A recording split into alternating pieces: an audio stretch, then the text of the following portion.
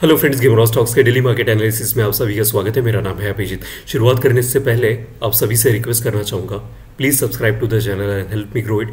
आपको बस 2 ही सेकंड लगेगा, लेकिन इस 2 सेकंड से मेरी काफ़ी हेल्प हो जाती है, मुझे काफ़ी सारा मोटिवेशन मिलता है। एंड बिलीव मी, काफ़ी सारे लोग आते हैं, देख के जाते हैं, लेकिन सब्सक्राइब नहीं करते। I have recently asking people to please subscribe so that I can grow the trader gamer stocks. Believe me, काफ़ी सारी मेहनत लगती है to make this kind of analysis and share with you guys. So if you can do that, I would really appreciate. तो चलिए देखते हैं आज डेली मार्केट एनालिसिस में ऐसे कौन से स्टॉक्स हैं जो कि आपके साथ शेयर करने वाला हूँ। जो सबसे पहला स्टॉक्स होने वाला है उसका नाम है Adani enterprises. And believe me, इसने मुझे इतना सारा रिटर्न्स बना के दिया है ना, सबसे ज़्यादा रिटर्न्स इसी ने मुझे बना के दिया है। तो आते हैं मंथली टाइम फ्रेम पे। तो मंथली टाइम फ्रेम पे चार्ट कुछ इस प्रकार से दिख रहा है। ये यहाँ से इसका बैड पैच शुरू हुआ था दिसंबर 2022 से, कंटिन्यूअसली 3 महीने फिर हिंडनबर्ग की रिपोर्ट की वजह से, which was nothing but a false report, और SEBI then did the analysis और फिर इसको क्लीन चिट मिल चुकी है। उसके बाद एक अच्छा खासा डाउन ट्रेंड में गया था। फिर अगर आप देखिए यहाँ से सपोर्ट लेके राइज किया, साइडवेज गया, राइज किया, साइडवेज जा रहा है। अभी फिलहाल में अगर आप देखें तो मंथली टाइम फ्रेम पे हमेशा हम चार्ट देखते हैं, so that we have.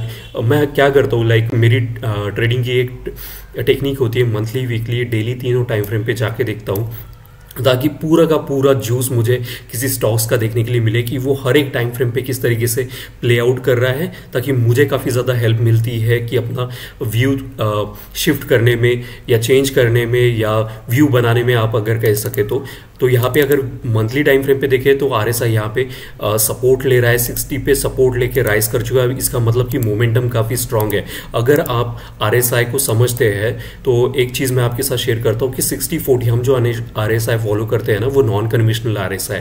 Non conventional RSI का मतलब क्या होता है कि 60-40 जो होता है वो चॉपी जोन होता है। 60 के अबाउ स्ट्रांग बुलिश जोन और 40 के नीचे स्ट्रांग बेरिश जोन, यानी इसके ऊपर अगर जाता है तो काफ़ी ज़्यादा बाइंग अपॉर्चुनिटी, इसके बाद सेलिंग, 40 के नीचे सेलिंग अपॉर्चुनिटी, और 60-40 सेलर के लिए बहुत अच्छा होता है जो कि लोग सेलिंग करते हैं। तो ये चॉपी जोन या साइडवेज जोन कहते हैं। तो यहाँ पे 60 पे सपोर्ट लेके राइज करना बहुत अच्छा। एडीएक्स अगर देखें, एडीएक्स एक स्ट्रेंथ बेस्ड इंडिकेटर है, हालांकि ये कंटिन्यूसली फॉल हो रहा है मंथली टाइम फ्रेम पे, लेकिन हम जो ट्रेडिंग करते हैं वो डेली या तो वीकली को देख के करते हैं। Since I am a swing trader, I mostly do my trading on the weekly and the daily time frame. अब आते हैं यहाँ पे चार्ट पे, वीकली टाइम फ्रेम पे, so that you get to see the complete analysis. यहाँ पे मेरा चार्ट कुछ इस प्रकार से दिखाई देता है। तो एक चीज़ मैं आपको दिखाता हूँ कि यहाँ पे आप देखिए कंटिन्यूअसली, यहाँ पे इसको मैं हाईलाइट करता हूँ, ये वाला जो जोन था ये इसका रेजिस्टेंस कंटिन्यूअसली इसको प्रोवाइड कर रहा था, 1 बार 2 बार, और यही जोन फिर उसको सपोर्ट जोन की तरह, जिसको चेंज इन पोलैरिटी हम कहते हैं, वो चेंज इन पोलैरिटी हमको देखने के लिए मिली थी कि यहाँ से मार्केट सपोर्ट लेके राइज कर रहा है, सपोर्ट लेके, then that time when it took the support, मैंने इसको भी बताया था कि यहाँ से प्राइस ऊपर जाएगा, और वो ऊपर गया भी। अब क्या चल रहा है मार्केट में, तो आप देख सकते हैं कि इसका जो हायर हाई था, यहाँ पे जो टॉप बना हुआ था, मार्केट उसके अंदर क्लोज आ चुका है। सो यहाँ पे अभी इसकी बिकवाली होने की सबसे ज़्यादा चांसेस चालू हो गए। और कैंडल स्टिक्स की बात करें तो यहाँ पे बेयर सैश, जो कि प्रोफेशनल गैप इसको कहते हैं, कि यहाँ पे देखो मार्केट यहाँ पे ओपन हुआ, यहाँ पे क्लोज हुआ, लेकिन आज जब मंडे को ओपन हुआ तो उसके नीचे और कंटिन्यूअसली उसके बाद नीचे की तरफ मार्केट गया। आरएसआई देखो, आरएसआई आपको बहुत सारी चीज़ें बताता है कि ये 60 को क्रॉस किया, विच इंडिकेट कि एक्सट्रीमली बुलिश था, और 60 को ब्रेक कर चुका है। वो बता चुका है वीकली टाइम फ्रेम पे कि मैं बहुत ज़्यादा वीक हूँ। अब अभी भी अगर आपको वो समझ नहीं आ रहा है, then you are not the kind of the trader that chart चिल्ला चिल्ला के बता रहे हैं। ओके, और एडीएक्स देखो किस तरीके से 20 के नीचे जा चुका है, और डीएमआईज एक दूसरे को क्रिस क्रॉस कर रहे हैं। ओके, तो यहाँ से हमको शॉर्टिंग की अपॉर्चुनिटी, ये आपको कैश में नहीं मिलेंगी, आपको सिर्फ और सिर्फ फ्यूचर या तो ऑप्शंस में आप इसको शॉर्ट कर सकते हो and make huge amount of money. Trading में जो स्टॉक्स और इंडेक्स होते हैं उसका नेचर ही होता है कि मार्केट अगर राइज करता है तो उस एक स्टेप वाइज चलता है, ऊपर जाता है, लेकिन जब गिरता है तो स्लाइड की तरह नीचे आता है।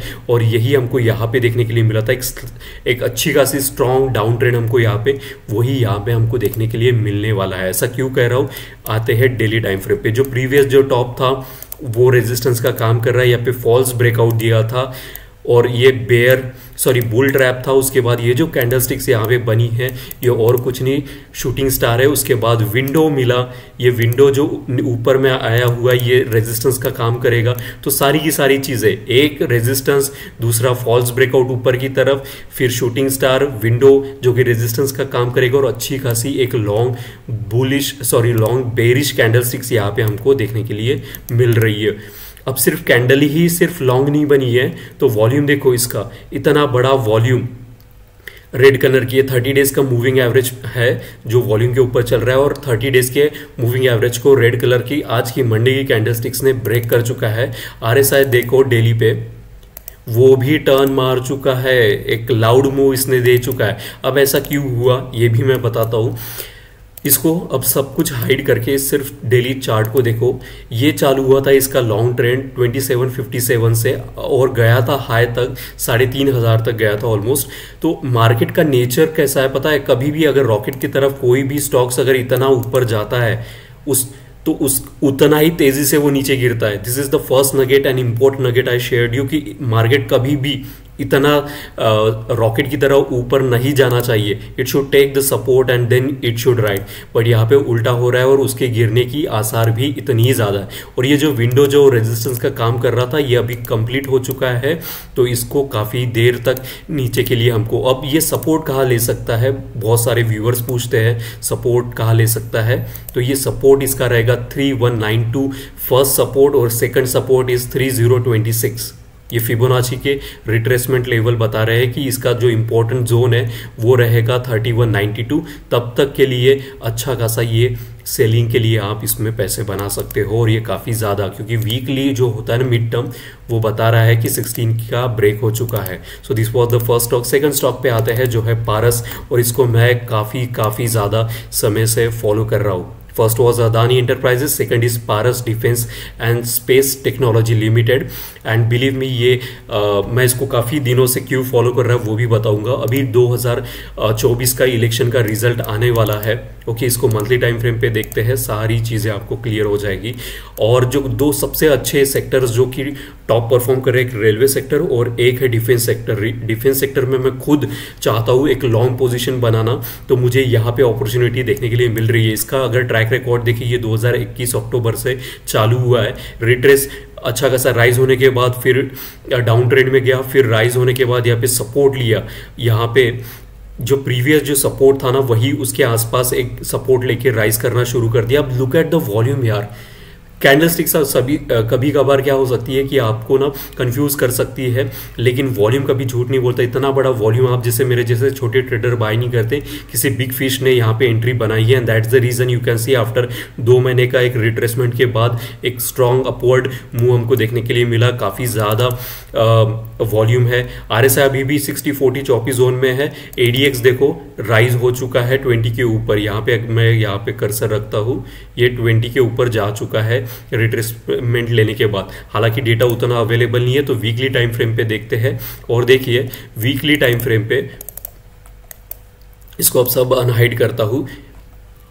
यहाँ पे आपको 2 ट्रेंड लाइन देखने के लिए मिल रही होगी। First trend line, this trend line, इसको डार्क करता हूँ, और दिस सेकंड ट्रेंड लाइन। तो ये दोनों जो ट्रेंड लाइंस है ना, ये इसको रेजिस्टेंस और सपोर्ट का काम कर रही थी। You can see this level, यहाँ पे जो रेजिस्टेंस, जो प्रीवियस रेजिस्टेंस थे वो भी रेजिस्टेंस का काम यहाँ पे एक बार, ये ट्रेंड लाइन दूसरी बार रेजिस्टेंस, ये तीसरी बार। तो मल्टीपल टाइम यहाँ पे हमको रेजिस्टेंस देखने के लिए मिला था इस ट्रेंड लाइन पे, और अब वो ट्रेंड लाइन ब्रेकआउट हो चुकी है। और ये भी जो ट्रेंड लाइन यहाँ पे सपोर्ट दिख रहा है ना आपको, मल्टीपल टाइम इसने इस पे सपोर्ट, फिर यहाँ पे सपोर्ट, फिर यहाँ पे भी सपोर्ट। तो ये सपोर्ट का ये 2 ट्रेंड लाइन इसको फॉलो कर रहा है। तो ये 1, 2 और ये तीनों जो रेजिस्टेंस दे रहे थे वो उसको क्रॉस हो चुका है। और ये जो कैंडलस्टिक्स आपको यहाँ पे दिख रही है वीकली टाइम फ्रेम पे, this is nothing but a spinning top. और स्पिनिंग टॉप को ट्रेड करने की 2 चांसेस, दो वेज होते हैं। फर्स्ट वेज, इसका हाई पे जाके आप इसको